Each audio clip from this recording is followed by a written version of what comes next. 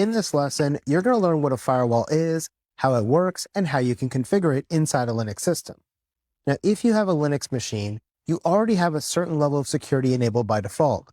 But with the increase in the volume, variety, and intensity of cyber attacks these days, you really need to understand how to configure a Linux firewall as a necessary step to protect yourself and your systems.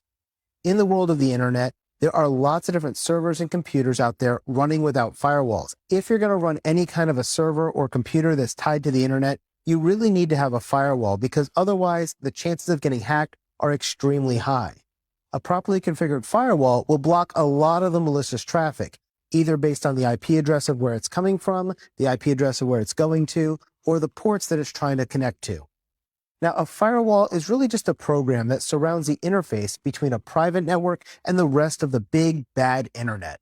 You can think of a firewall as a gateway, and it follows pre-configured rules that allow certain traffic to pass through it from the internet into the private network.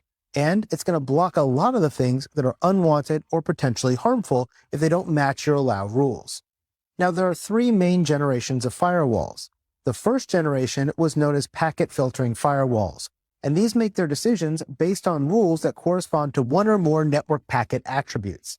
These rules appear in the form of an access control list, or ACL. Now, packet filtering firewalls are also called stateless firewalls because they only inspect a packet in isolation, and they can't determine what came before or after that packet to get more valuable context. To improve upon this, there was a second generation of firewall created known as stateful firewalls. Now, stateful firewalls can identify past traffic that's related to a packet, and this means a stateful firewall can actually view the entire conversation of a given transmission. For example, it can detect that there was a three-way handshake that occurred, or that you started the conversation and the other server is just responding to you.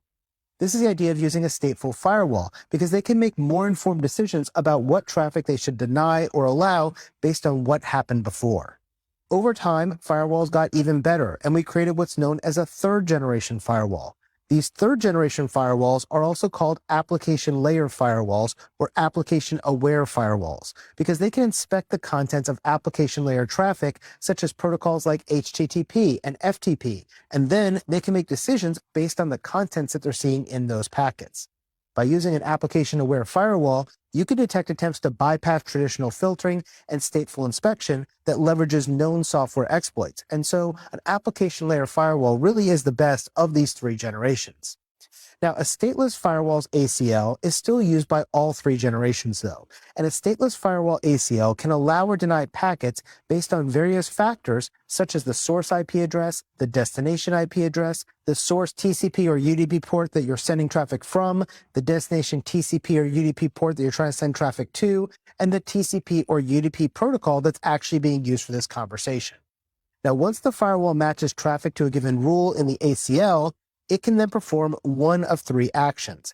It can accept it, it can reject it, or it can drop it.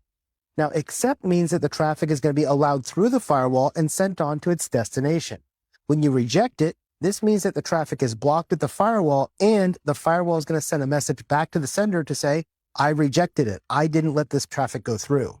Drop means that the traffic is simply blocked at the firewall, but the firewall is not going to notify the sender, and instead it just drops it and ignores that that packet was ever there and it never made it into the network. Now, to manage the different ACLs and packet filtering inside of Linux, you're going to do this using different tools. The first one we're going to talk about is IP tables.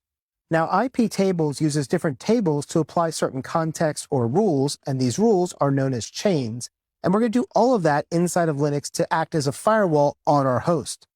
Now, a packet is really compared to the first rule in the appropriate chain of the ACL. And if it doesn't match that rule, it's going to go down to the next rule in the chain. And it's going to continue on until it either passes through all the rules or it hits the end of that chain. Now, when a packet matches one of those rules, it can either be accepted, rejected, or dropped, or it can be pushed over to a second set of rules in a new chain to be further evaluated. If you want to run IP tables, you can run it by typing in IP tables, the options, -T and the table, commands, and then the chain or rule that you want to specify. Now, IP tables has 5 default tables that could be activated by default in your kernel. This includes the filter table, the NAT table, the mangle table, the raw table, and the security table. Now, the first one we have is known as the filter table, which is the default table. This is going to be used for typical packet filtering functionality. The second table is known as the NAT table, and this is used to implement network address translation rules going from public to private and private to public. The mangle table is going to be used to alter packets' TCP/IP headers and be able to change them as you go. The raw table is going to be used to configure exceptions for packets that are involved in connection tracking. And the security table is going to be used to mark packets with SE Linux security context properly. Now, by default, different rule sets within IP tables will be lost on reboot. In CentOS and Red Hat Enterprise Linux, you can install the iptable-services package and issue the service iptables save command to ensure that your changes will be persistent between reboots. If you're using a Debian-based Linux distro, you can install the iptables-persistent package, and this will allow you to do the same thing. After you install it, you'll be asked to confirm that you want your current rules to be persistent. If you do, say yes, and then whenever you reboot, those rules will stay in place. Once you do this, your iptables-persistence or iptables-service package will load up automatically at boot and load up all your rules for your firewall. Now, you can also enable logging for IP table rules by going into the log action. Now, another thing you might want to enable inside of IP tables is logging. Logging is a great thing to see what things are being blocked and what things are being allowed. To do this, you're going to include the log action when issuing the command. So, to create a new chain, you're going to type in iptables-N and then the name you want, such as log chain. To ensure all your packets that are coming in that were not already processed by a prior rule will jump to that log chain, you can do this by typing in iptables-I input-J log chain. Now, if you want to enable logging of everything that reaches this particular rule or chain, you can type in iptables-L logchain-J log, and this will log all the packets that reach the chain log chain. Now, if you actually want to drop those packets, you can go ahead and set that up by doing iptables-L logchain-J drop, and this will perform the actual dropping of those packets. Now, generally, all of your IP table events are going to be written into your logs in the /var/log/messages or /var/log/kern.log file. Now, the next firewall we're going to talk about is known as UFW, or the Uncomplicated Firewall. Now, the Uncomplicated Firewall is a firewall management tool that makes it easier to configure the IP table service. And it's primarily used for home users who don't have experience with all the intricacies of a firewall configuration. You can use the UFW command from the command line. For example, if I want to set up an allow rule for HTTP, I can go ahead and do that by typing in UFW allow HTTP/TCP. Notice how simple it is. By entering in this single command, I now am allowing all HTTP traffic using TCP as its protocol. If you want to enable logging with UFW, it's a lot easier than it was in IP tables. To enable logging, simply type UFW logging on and hit enter, and this will turn on logging for you. If you want to enable the firewall, it's also pretty easy. Just type in UFW enable, and this will enable the firewall inside of UFW. Anytime you want to run a command in UFW, simply type in UFW, the options, and the action. And they usually use this very common English vernacular to be able to tell it what to do. If you want to learn all the commands, you can always go into man, UFW, and see all about it. Now, if you want to use UFW to have a more complicated firewall, you can do that too, but you're going to have to edit a text file to do that. To do this, first configure your high-level settings like your policy defaults and kernel module usage inside the /etc/default/UFW file. If you want more granular control, you can do that as well by going into the /etc/UFW directory and editing those files. Each of these files will allow you to control the rules when they're going to be applied, what customizations you want, and other things like that, all from within those text files. Now, the next firewall we're going to talk about is known as the firewall daemon, or firewall D. Now, firewall D is a command that's used to dynamically manage a firewall without requiring the firewall to restart upon a modification. This is an alternative to IP tables, and it uses zones and services rather than chains and rules. Now, firewall zones are the rule sets that can be applied to specific network resources, like a network interface card. Now, there are various default zones, and each of these have different levels of trust. For example, the zone with the lowest level of trust is called drop, and it immediately drops all incoming connections. The firewall-cmd command is going to enable you to configure the firewall D or firewall daemon by querying, adding, modifying, and deleting zones and services as you want. Now, because Firewall D is the default firewall service for many Linux distributions, including Red Hat Enterprise Linux and CentOS, you're going to be using the firewall-cmd command pretty regularly. Now, the command also includes options to identify which zone and which interface you want to configure, as well as the ability to permit services by name or by port number. To run this command, type in firewall-cmd and the options. Now, there are several different things that you should know when using the firewall-cmd command. For example, if you want to list out all the available firewall zones, you can do that by typing firewall-cmd --get-zones and hit enter. Now, if you want to list out additional details about the DMZ zone, including its interfaces, ports, services, protocols, and things like that, you can do that by typing in firewall-cmd --zone equals DMZ --list -all. If you want to be able to add the specified interface to the DMZ zone, you can do that by using firewall-cmd --zone equals DMZ --change -interface equals and the device ID. Let's say, for example, I wanted to add the HTTP service to that DMZ zone. Well, I can do that by typing in firewall-cmd --zone equals DMZ --add -service equals HTTP.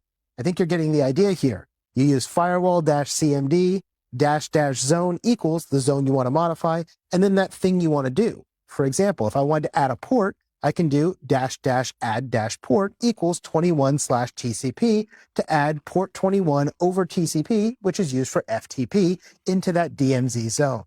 If you want to remove a port, you can do that by typing --remove-port equals 21/TCP, and that would remove that new port 21 that I just had for FTP from the DMZ zone. Now, if I want to reload all the zones configuration, I can do that by typing in firewall-cmd --reload and hit enter, and that will reload all the zones configuration. Now, like IP tables, Firewall D does not persist its changes by default. This is called the runtime mode. Now, if you want it to survive a reboot, you need to commit a change by using the --permanent option, and that way it will persist after you restart the daemon or reboot your system. Now, the next one we're going to talk about is known as NetFilter. Now, NetFilter is a Linux kernel framework that handles packets that traverse a network interface. Some of the major services it's going to provide are packet filtering, NAT, and connection tracking. So it works as a firewall.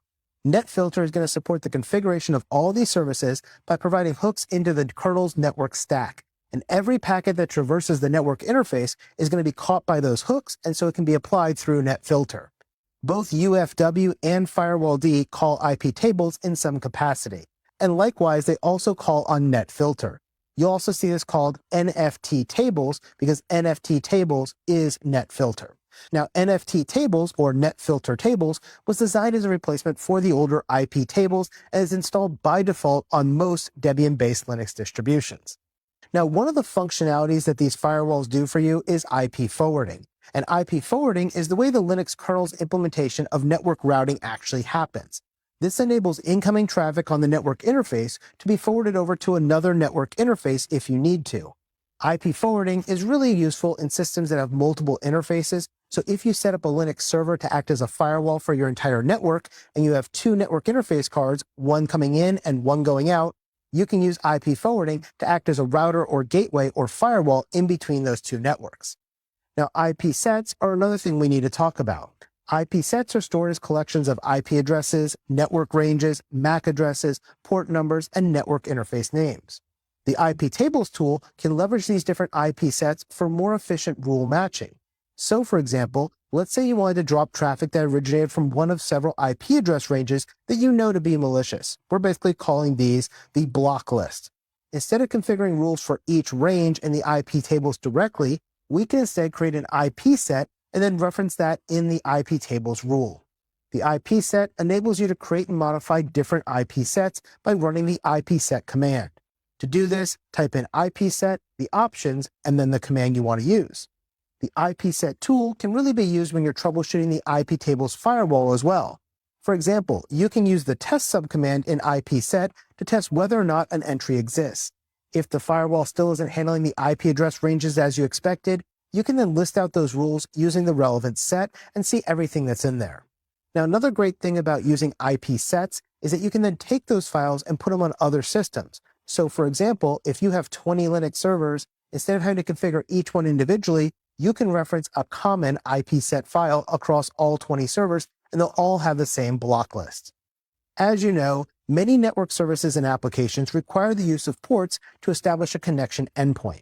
Now, most common protocols have a dedicated port number as assigned by IANA, the Internet Assigned Numbers Authority. For example, port 21 is FTP, port 80 is HTTP, and things like that. However, you sometimes need to run a custom or uncommon application that requires network access, and you're going to pick your own port for that, because that application may not have a standardized port number. In those cases, you're going to need to choose the port number and then associate it with your application. And you're going to do that by opening the port in the firewall.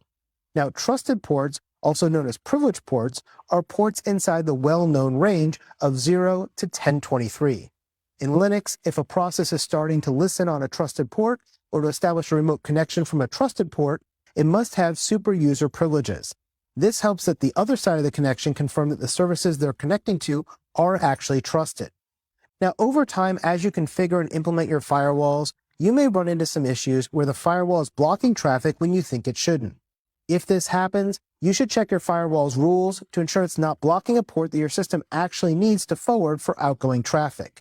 Sometimes, the cause of the block is that you have the protocol blocked and not the port blocked. And if you've configured it inside of your set to block a certain protocol like FTP, that even if you open up port 21, it's not going to allow that because you're blocking it at the application layer. So keep that in mind as well. Also, sometimes your ACLs are just too restrictive, and so you might need to configure an ACL to open up a little bit more to allow you to get a known IP address or port range to be open and available for connection. Now, in addition to firewalls, we also have something known as an IPS, which is an intrusion prevention system. Now, an IPS is a security appliance that monitors and evaluates systems for signs of attacks in progress, and it can actively block traffic that it deems malicious. Now, a firewall is like a security guard who lets guests into the building based on whether or not they match predefined rules. But an IPS is more akin to somebody who actually looks deeply into everybody who's going in and doing full background checks on them. Even if the outside guard, this firewall, lets somebody in, the inside guard, that IPS, can actually watch that guest and see what they're doing, and then, if it's suspicious, they can kick them out. In other words, your IPS should be a second layer of defense that monitors traffic once it makes it past the firewall and starts looking for anomalous behavior. Now, there are many different IPS solutions available, but two common third-party solutions are deny host and fail to ban, both of which are going to be used to examine log files for anomalies. Now, deny host is primarily going to protect your SSH servers from brute force password cracking attacks. In these kind of attacks, an attacker is attempting to repeatedly log into an SSH server using credentials that they change each time. For example, I start out with AAA, and then I go to AAB, AAC, and I keep changing it until I find the right password.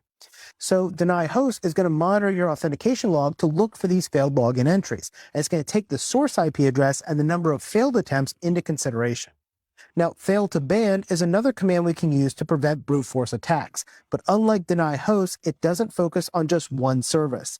Instead, it's going to monitor your log files that pertain to any system service that has an authentication component. It's going to leverage things like IP tables and net filter as well to perform the blocking actions, and it can even be able to update your firewall rules for you based on what it sees. For example, if I see 10 failed login attempts, I'm going to block that IP address from connecting to me. The primary configuration file for deny host is located in the /etc/denyhost.conf file. There are various settings that you can adjust in this file. For example, you can use admin_email setting to define what email address to send your alerts to. You can use the block_service setting to define what services will be blocked from access by unauthorized users. You can also use the deny_threshold_valid setting to define how many times a user can attempt to log into an existing account before they're going to be blocked. For example, maybe they mistyped the password 10 times, and that's when we're going to block them. Now, on the other hand, if you're using fail to ban, you're going to find the primary configuration file in /etc/failtoban/jail.conf. Now, if you're going to configure fail to ban, it's a good idea to copy this file over to /etc/fail-to-ban/jail.local and make your changes there. You can also use the ban time setting inside fail to ban to define how long a host is going to be blocked from accessing a resource. For example, maybe they logged in wrong 3 times and you want to block them for 20 minutes. You can set that using ban time. You can also set up the maximum retry setting by using max retry, and this will define the number of times a host can fail to authenticate before they're blocked. And if you use ignore IP, this will define a whitelist of acceptable hosts that can try to log in repeatedly if they need to without being blocked because you trust them. For example, this IP might be something like your system administrator who you trust and know because they're internal to your network.